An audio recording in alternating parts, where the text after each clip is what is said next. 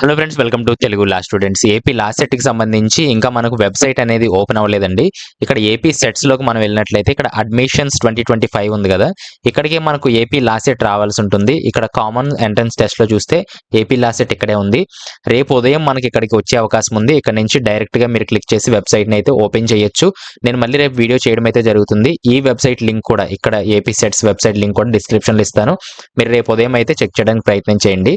అయితే మనకు official detailed notification అయితే ఇంకా రిలీజ్ అవ్వలేదు.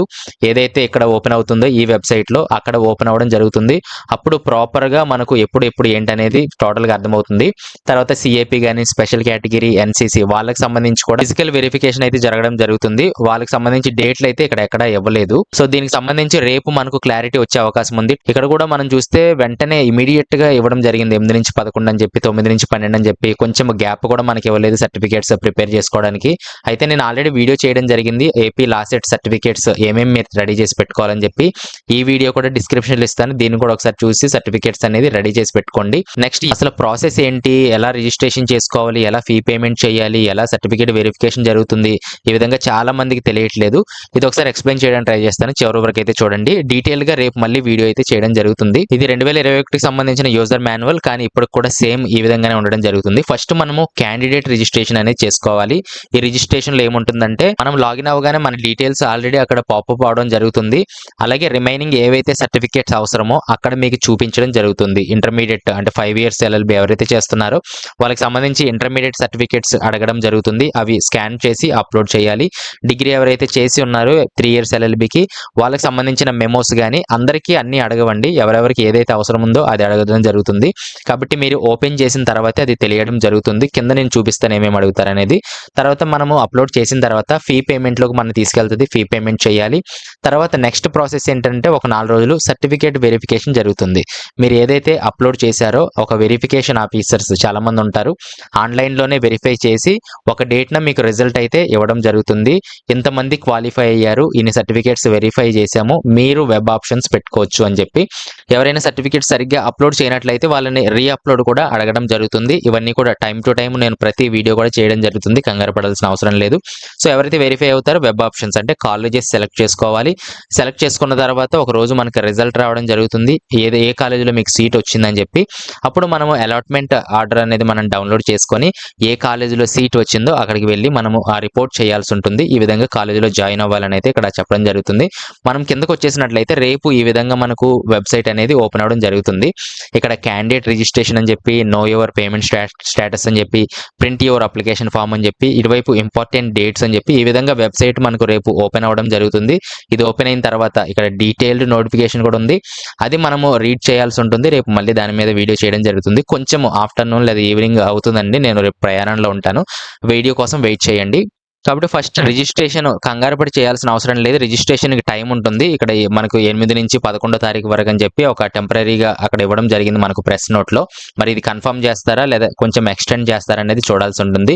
మీరు 11 తారీఖు దాకా చేసుకోవచ్చు. 11 తారీఖు కూడా మీరు రిజిస్ట్రేషన్ చేసుకోవచ్చు. అంటే సర్టిఫికేట్స్ అప్లోడ్ చేయడం ఇవన్నీ కూడా రిజిస్ట్రేషన్ చేసుకోవచ్చు. తర్వాత వెరిఫికేషన్ ప్రాసెస్ అనేది ఈ రోజుల్లో అయితే మనకు జరగడం జరుగుతుంది. కాబట్టి 11 వరకు చేసుకోవచ్చు. రేపే చేసేసుకోవాలని చెప్పి ఎవరు కంగారు పడాల్సిన అవసరం అయితే లేదు. కాబట్టి ఈ విధంగా క్యాండిడేట్ రిజిస్ట్రేషన్ కనిపిస్తుంది. దీని మీద మనం క్లిక్ చేయాల్సి ఉంటుంది. అప్పుడు నెక్స్ట్ పేజ్ ఈ విధంగా ఓపెన్ అవ్వడం జరుగుతుంది. ఆల్రెడీ మీరు అప్లికేషన్ ఫామ్‌లో డీటెయిల్స్ అన్ని ఇచ్చుంటారు కాబట్టి అవన్నీ కొన్ని ఇన్ఫర్మేషన్ అంతా ఆటోమేటిక్‌గా రావడం జరుగుతుంది. ఏవైతే ఇన్ఫర్మేషన్ రాలేదో ఇక్కడ స్టార్ రెడ్ కలర్ స్టార్ ఉంటుంది. అవైతే కంపల్సరీగా ఇవ్వాల్సి ఉంటుంది.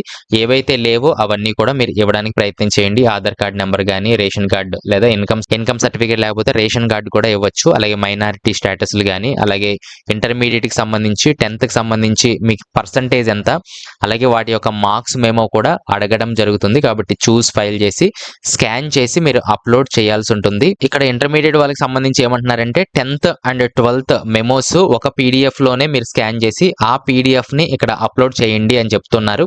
డిగ్రీ వాళ్ళకు కూడా అంతే అండి. 10థ్, ఇంటర్, డిగ్రీ మెమోస్ ఏవైతే ఉన్నాయో సింగిల్ పీడీఎఫ్‌లో అప్లోడ్ చేయడానికి అయితే ప్రయత్నం చేయండి.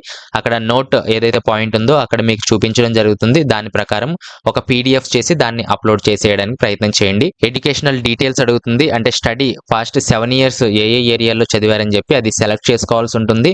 దానికి సంబంధించి ఏదైతే మీకు స్టడీ సర్టిఫికేట్స్ ఉన్నాయో అవి కూడా అప్లోడ్ చేయాల్సి ఉంటుందండి. కింద ఆప్షన్ ఇవ్వడం జరిగింది.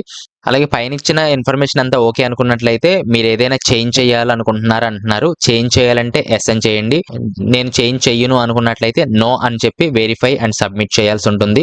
వన్స్ సబ్మిట్ చేసిన తర్వాత ఆ ఇన్ఫర్మేషన్ అనేది ఎడిట్ చేయడం కుదరదు. కాబట్టి చాలా కేర్ఫుల్‌గా అయితే ఇన్ఫర్మేషన్ ఎంటర్ చేయడానికి అయితే ప్రయత్నం చేయండి.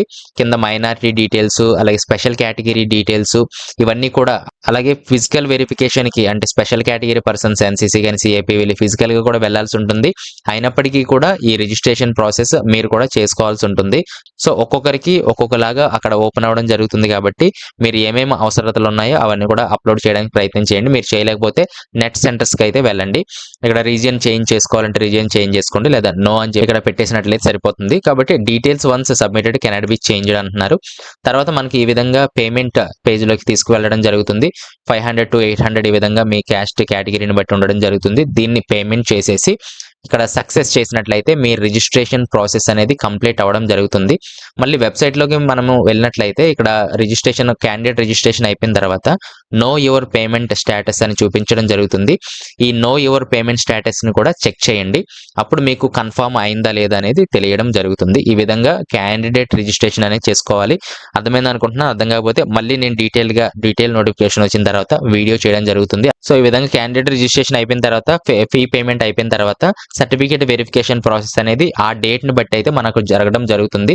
వెబ్‌సైట్‌లో టైమ్ టు టైమ్ ఆ డేట్‌లన్నీ కూడా మనకు కనిపిస్తూ ఉంటాయి. నేను మళ్ళీ మరొక వీడియోలో ఆ డీటెయిల్స్ అన్నీ కూడా చెప్తాను.